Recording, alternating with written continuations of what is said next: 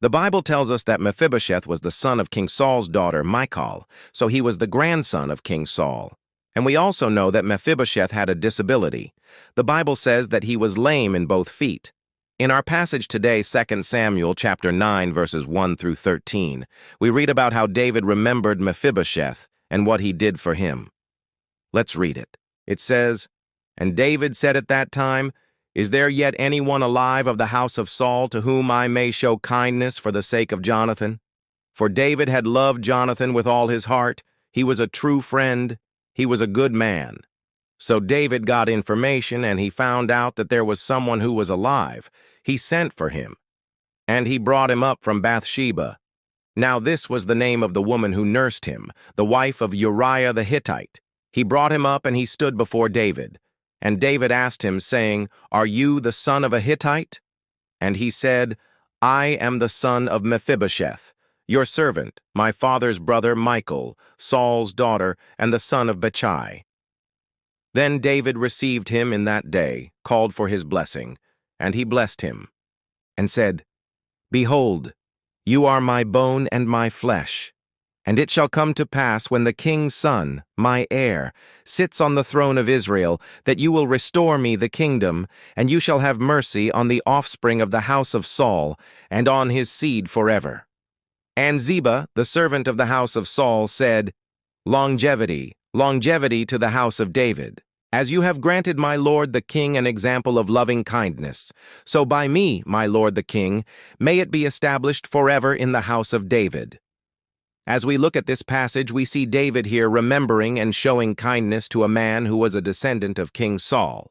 But more than that, he was the grandson of King Saul, the son of Saul's daughter, Michal, and he was lame in both feet. Now, I don't know if Mephibosheth was lame when David remembered him, when he sent for him, but we do know that Mephibosheth was lame when he came into the presence of David. We know this because it says, "And he brought him up from Bathsheba, the wife of Uriah the Hittite. He brought him up, and he stood before David." So if Mephibosheth was lame already when he went down, then he had to have been lame for some time. Now why would he have been lame?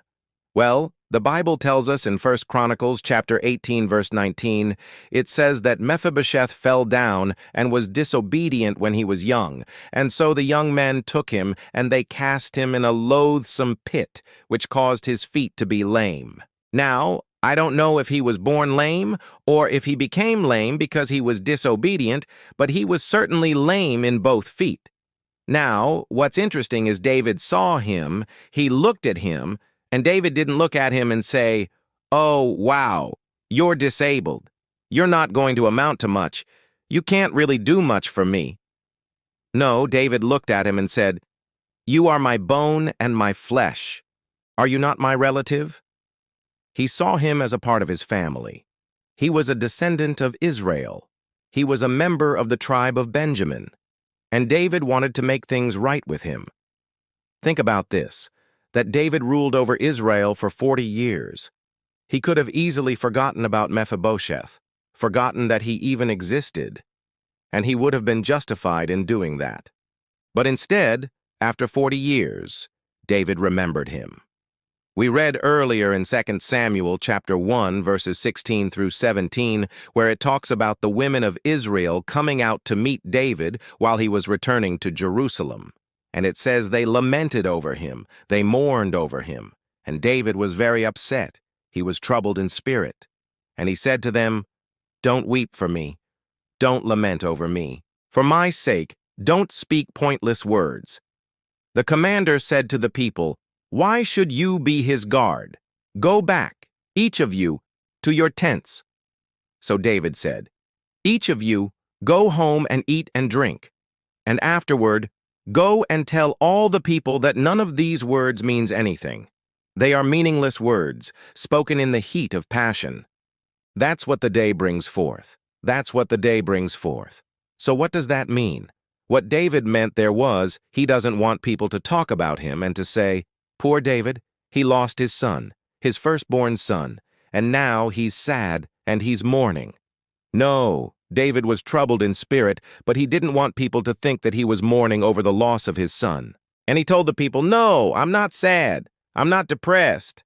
I'm not upset. I'm not angry. I'm not any of those things. I'm just tired. That's all. I'm weary. I'm worn out. I'm exhausted." That's what he was trying to tell the people.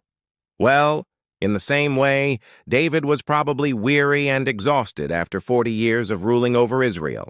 But he wasn't too weary and too tired and too old to remember a promise that he made to his friend Jonathan, to remember a relative who needed his help. What a great lesson for us to learn, that we should never become so weary or so tired that we forget God's word, that we forget our promises, and that we forget those who need our help. Thanks for watching.